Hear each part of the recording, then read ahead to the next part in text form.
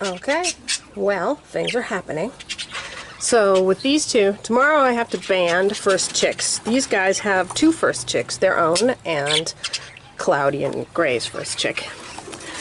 I can tell them apart. If you're looking at them, Matilda's baby is starting to grow down and has dark lines on its skin. Cloudy's baby is still bald and pink.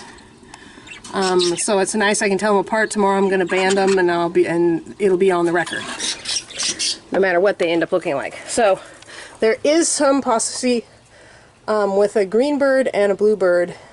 The yellow-based bird is dominant, unless he's split. However, I bred Izod here, and both of his parents were green. So that means the chance he could still be split. Maybe it skipped a generation, but it's less and less likely. But there is some possibility that they could have a white-based blue chick. Gray down here is gray, but Cloudy is a blue. So there is also some possibility that they could come out with a blue chick. Cloudy's also a Spangle. So, but it's still possible they could come up with a normal blue chick. So it's a very good thing that I can tell these two chicks apart, because I'm going to be able to band them tomorrow and tell who's who and genetically.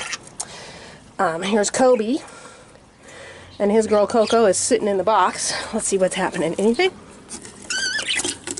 Nothing yet. This down here is Vistus.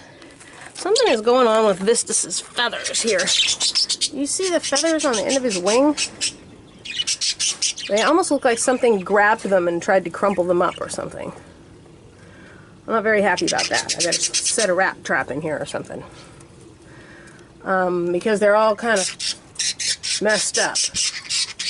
And I'm not sure how that's happening. That's not something a bird does to itself. So, I'm gonna have to watch him. And like I said, I think I'll put a rat trap in here. Let's see what's happening here. How many you got? 3? She's sitting on 3 pretty little eggs. Okay, so Sprite and Fluffy were supposed to start hatching eggs on the 17th. By today, which is the 21st, they should have had one on the 17th, one on the 19th, and one today. So they should be up to 3 chicks. They hadn't hatched any yet, last time I looked, which was yesterday. But I'm not surprised, because Sprite and Fluffy have a long history of doing this. Fluffy's an aggressive layer, and unlike mini hens who will lay the first egg before it's actually fertilized, she typically lays 2 or 3 eggs that aren't fertilized before they start coming out fertilized. So she has 6 eggs in there.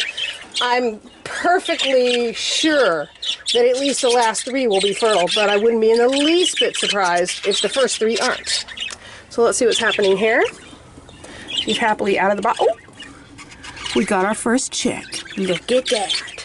See? I knew you were going to do it, Miss Thing. You go in there and take care of that baby. Here is Jester. And they're up to fourth baby, and I am keeping an eye on it so far. So I tried to say this on my last tape, so I'll do it now before I open the box and she starts screaming at me. One of the ways that you can tell that a hen is successfully raising her younger chicks is that the chicks all come in graduated sizes. There's a big one, there's a next biggest one, there's a next biggest one, there's a next biggest one. And as long as they all are in graduated sizes, that means everybody's growing. When you end up with one chick that's huge and all the other chicks are kind of the same size, that's when you know you got problems. Because the younger chicks aren't getting enough food. And that's an amateur mother move, or a hen that's not feeling well, or something like that. So, I have been watching her. She's hatched out 4 chicks, and they all come in perfectly graduated sizes. The youngest one actually hatched 3 days after the next chick after it.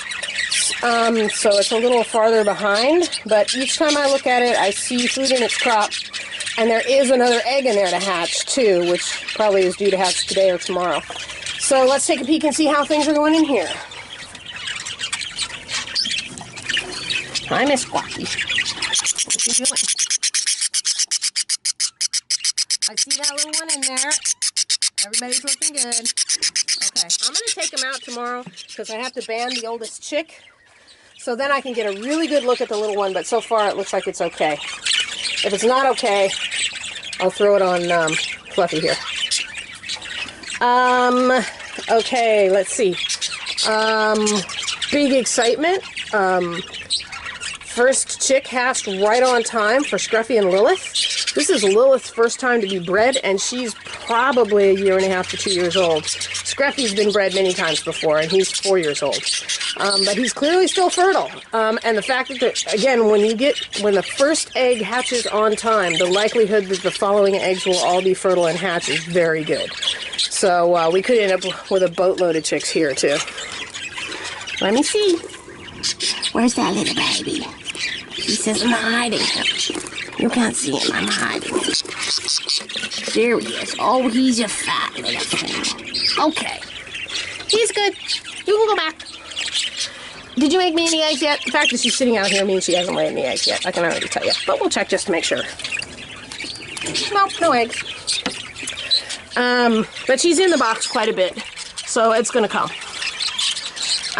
Okay, so here's our struggling pair. Gray looks better this week. I treated him for the air sac mites first, and he's had 2 treatments, and he seems to be pretty much recovering, but he looked a little stressed last week. Now he's looking a little more relaxed. Yesterday, Cloudy got her second treatment, so she should be feeling better today. They had one baby that was giant and 2 babies that were teeny and indistinguishable in size, even though one hatched 2 days before the other one. So that told me that the youngest chicks weren't getting fed. So I took the biggest baby out, gave it to Matilda, whose chick is exactly the same age, and left her with the 2 little ones and another one that hatched yesterday. She's not feeling well. She had air sac mites in her nares, and she was blowing snot, and it was covering her eyes and blinding her, and she was having trouble breathing and the whole thing. So she had it bad. She may need antibiotics. I can give them antibiotics when they have chicks, so I might do that. But I'm keeping an eye on this youngest chick. The other 2 seem to be growing, but the one that just hatched yesterday was really teeny. So I'm looking again. I'm looking for it to end up with something in its craw. I'm looking for it to have a full belly, and you can see visually the craw. So, in fact, I think I can probably show you right now, because she usually obliges me by jumping out pretty readily. So, there we go. Okay, so this one, see this white, huge craw, full. Let's see the little one. Yeah, it has. You see a little white thing under its neck? I just rolled back over. Oh, she's gonna bite me. Stop that. It looks like it's got food in its craw. It's really little, but I do see a distinction in size now. There's a 1, 2, 3 step down, and that's a good sign. So she does have one more. One of those eggs is bad. She does have one more that's very likely to hatch, though. So when she gets up to that many, to 4, I may just take one and throw it on, let's see, if Fluffy's first egg hatched today, that means she has 2 infertile eggs and 4 more to go. So I might not throw another chick on her, because she could end up with 4 chicks. So the one that would take the chicks would be Lacey over here, who has 1 chick. Let's go take a peek at her. Oh, Missy, will you stop being so picky? He's handsome. I just see how you are. I checked her 2 eggs that were left. One was infertile and the other was rotted inside. So she just has her 1 baby in here. So I could very easily throw another chick or even 2 or 3 on her. And I'm glad to have that because, you know, I have a hen here that's struggling and hens that are apparently just going to hatch out a lot of chicks. Why are you out here, Miss Fluffy? Go back in there and take care of that baby. Goofy bird. Of course, it's warm as toast out here, so she doesn't have to sit on it.